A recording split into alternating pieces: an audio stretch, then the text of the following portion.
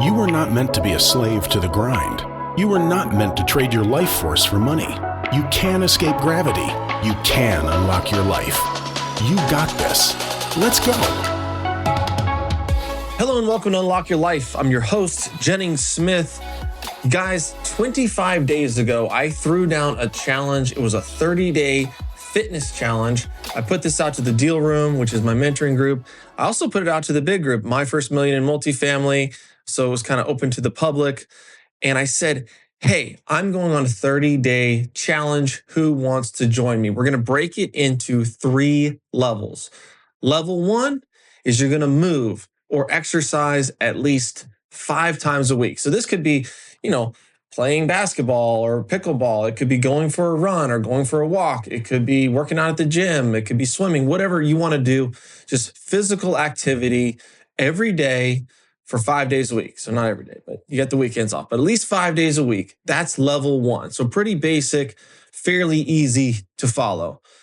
Level 2 was I'm going to not do any sugar. I'm not going to eat any sugar. And when I mean sugar, I'm not saying the sugar that's in ketchup. I was talking about I'm not eating milkshakes and ice cream and cake. I'm going to avoid processed and refined sugar. For me, I actually added on like chips because that's my weakness. I eat a lot of Cheetos and Doritos and love them, but I'm not a sugar hound, but I really like the chips. So for me, it was sugar and the chips, but that was level 2. And then level 3 was no alcohol for 30 days. So this is, a gate, and you could do level 1, level 2, or level 3, or you could do all 3. And most people committed to all 3. And I wanted to throw this challenge down. One, because I don't think people realize how little they move, how much sugar and crap they consume. And for some, how much and often are they drinking? Well, I don't drink that much. No one's going to tell you that they drink too much or drink all the time or they're an alcoholic. But it creeps in. I'm having a beer on Thursday, and then I'm not feeling so good on Friday. Maybe I skip my workout, and I don't have that self-discipline, so I start eating a little bit more junk. And so we wanted to just wipe out all those excuses. Level 1, level 2, level 3. You may be thinking, cool, Jennings, but what does this have to do with real estate? We're going to get there, and we're going to get to why it's important and why it matters. So if you've been listening to my podcast for a while, you maybe are familiar with episode 17, which is how do you get your spouse on board? How do you get your spouse to trust you? What do you do with a spouse that does not believe in you? And if you listen to that podcast, I kind of lay out the formula of exactly what to say to your wife or your husband who doesn't believe in your goals and your dreams. And this is a magical thing that's going to change everything. And if you listen to the end, basically, the answer is you can say nothing. There is nothing you can say. There is no magic phrase or term or word that's going to get them to believe. You have to show. You have to do. You have to prove. And so what this was is, hey, make a promise to yourself. Get some accountability around it. We all joined into a group chat, and I think about 40 people signed up for this challenge. I put them all into this Facebook chat. And everybody just posting every day, hey, I made it another day. Hey, here's my workout. Oh, I skipped out on the cake after whatever. I'm off the booze. I'm staying strong. There's even people that, hey, I screwed up, but I'm back on the wagon. I did this. I faltered. I failed, but I'm trying again. I'm continuing on the path.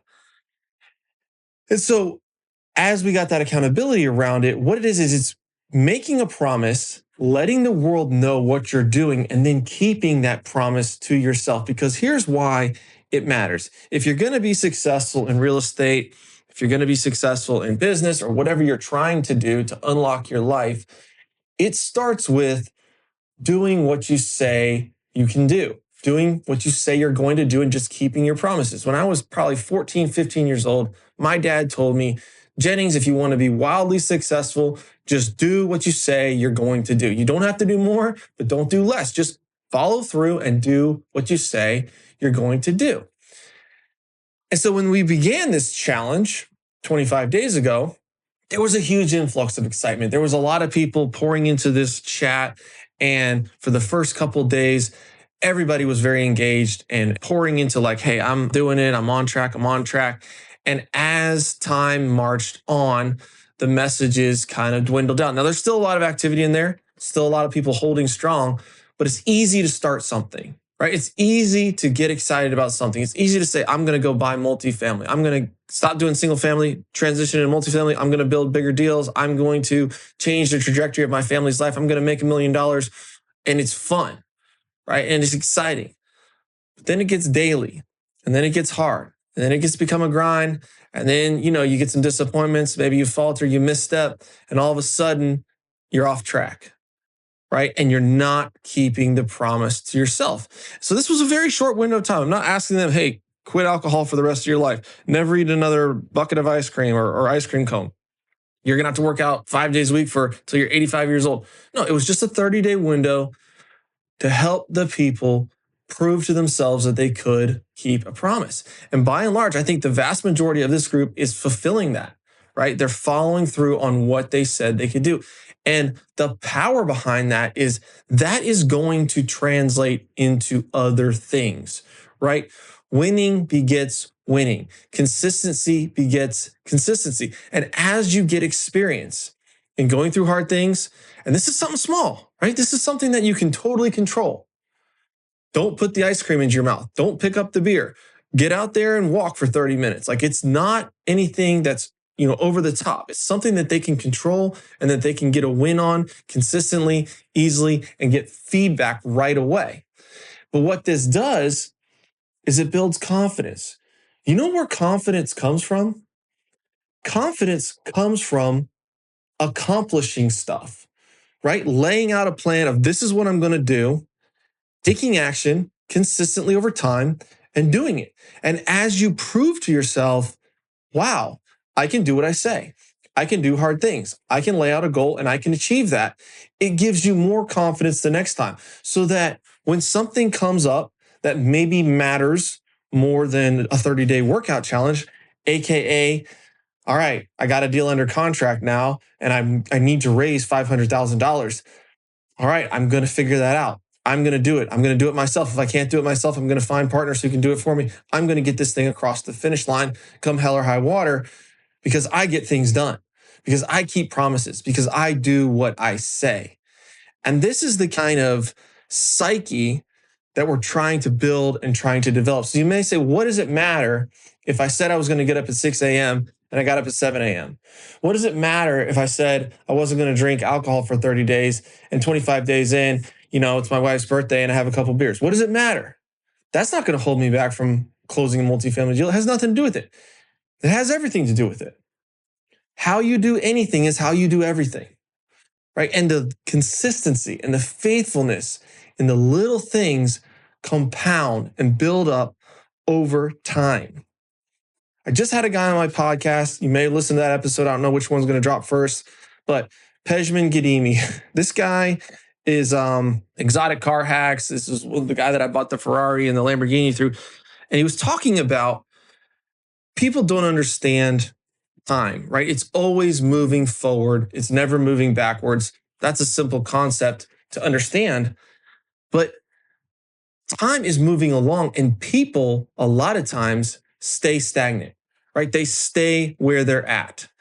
And this is why throwing down challenges, this is why having goals and dreams and aspirations is so important, right? Because when you see, well, I want to get here, right? In 30 days, I want to be trimmer. I want to be fitter. I want to feel better. I want to be sleeping better. So I'm going to do this challenge, and you do it, right? You're making progress. You're getting out of your comfort zone a little bit in a very microcosm, because it's easier to drink the beer. It's easier to eat the chips and the ice cream and to not work out. It's easier to sit on the couch, right? But as you're making progress, you are now growing, because his theory behind this, and he wrote a book about this, was essentially, if you're standing still, right, time is moving on and you are getting worse and worse, right? Because your time on earth is shortening. Every day is one less day you're going to be on this earth. And maybe you'll get 70 years, 80 years, maybe you only get 5 more years. We don't know, but we know we're going to have less time than we ever had before, right? So every day matters, every week matters, every month and every year. And time continues to march forward. So why do people get stuck? Why do they stay where they're at and allow time to move on while they stay in the same place? Maybe you know somebody that's like this, right? Maybe you know somebody that you've known them for 10 years, 15 years, and they're pretty much exactly where they wanted to be. And now I'm not going to dog on the person that has the 9-to-5 job, because a lot of people, that's where they need to be. They need to be building skills, and they need to be saving up money and investing their money and making progress, but at least they're making progress, right? But the person that is spending every dollar that they make, never investing, not building new skills, and they're in a job that is not maybe the best opportunity for them, they're just existing, right? And time is passing them by. And so if you want to continue to press forward and build an unlocked life, progress and getting out of your comfort zone has to be an integral part of that, right? Even where I'm at, which I think is even more difficult, right? Sometimes you're comfortable. I think back to 5 years ago, making $150,000+ a year as a contractor. So not a lot of money, but not a little bit of money. I was enough to subsist and provide for my family. But yet I wasn't really making any progress. I was kind of reliving the same year over and over and over again. And when I got out of my comfort zone, when it got so painful that I was like, all right, this has got to change. I got to do something about this. Really, really, really good things happened. And I started to take the next step. I didn't exactly know where I was going. I didn't know the end product of what I was going to be. And I didn't have to know everything. But I knew, well, what's the next step I can do? How can I purposefully move towards this goal that I want to achieve? And so in doing that, I got to where I am now. Well, here I am now. I'm kind of on a plateau again, right? Like I've got some portfolio going. I've got the deal room going, my mentoring group. I've got some stuff in my fingers in the pie with different deals here and there. But am I going to sit here, right? Am I going to let life pass me by? Well, you say, well, Jennings, you achieved what you set out to achieve 5 years ago. Okay, yeah, that's 5 years ago. What's the vision, right? What's the next level? 3 years ago, I was kind of fat. I was overweight. I was out of shape. I had a vision to look like I look now. And I thought I could do it in about 6 months. And guess what? It took me 3 years to get there. But I started. I knew the next step was, all right, I need to start going to a trainer. And then he's going to complain to me about my eating habits. Then I need to slowly shift my eating habits. Then, instead of just working out twice a week, I'm going to work out 3 times a week. Okay, you know what? Now I'm going to mix in some walks and some pickleball in between workouts to get some more cardio. And little by little, I made incremental progress to where I am right now.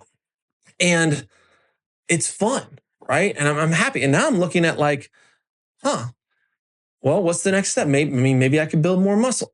Maybe I could get in better shape. Maybe I could run a marathon or whatever. That's not really my goal, but there are other physical challenges out there that I definitely could pursue.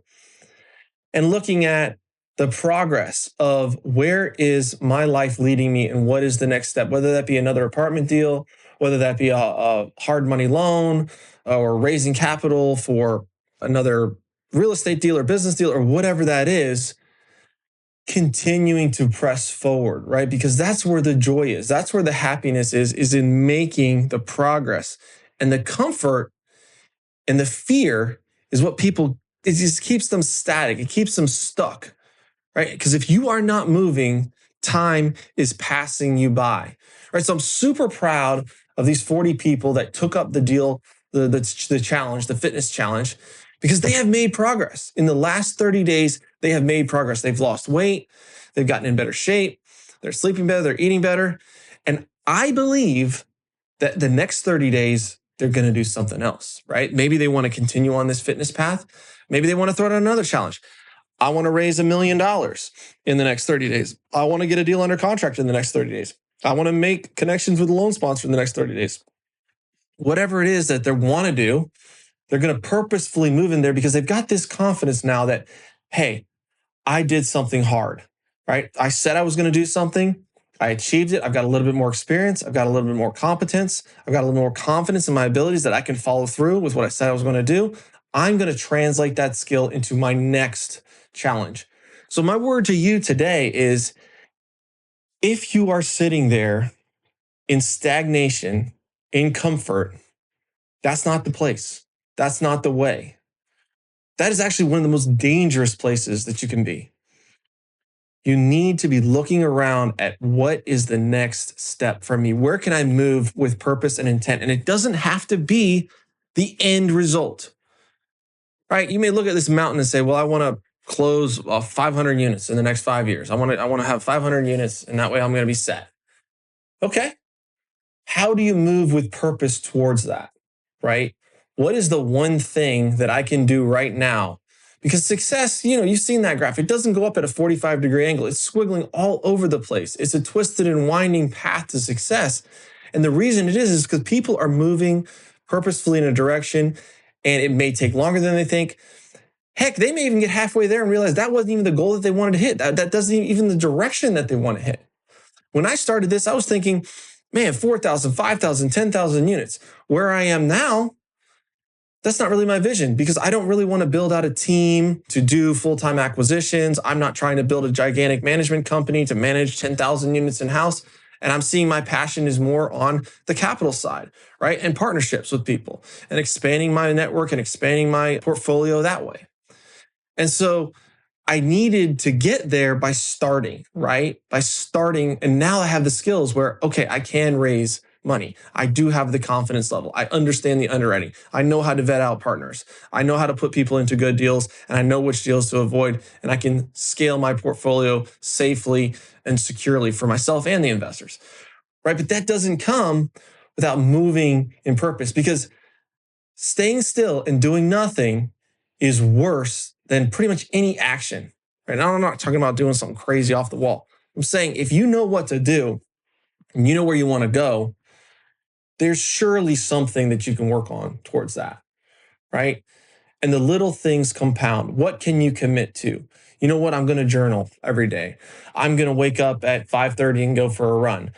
I'm going to plug into a network where I can meet people that are in this industry. I'm going to level up my relationships. I'm going to stop hanging out with the same friends I've had for the last 20 years that are just living for the weekend, drinking beer, and are going nowhere.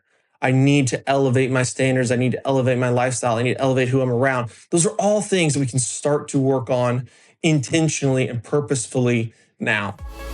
So guys, if you're listening to this and you were on the 30-day challenge, kudos to you. Congrats. I'm really looking forward to seeing what you do over the next 30, 60, 90 days, because you've got this, arrow in your arsenal of I did something, right? I accomplished something and I can do it again.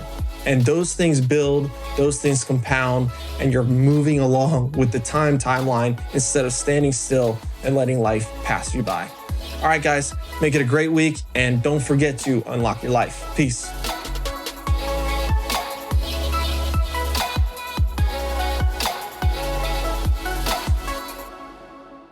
This is thepodcastfactory.com.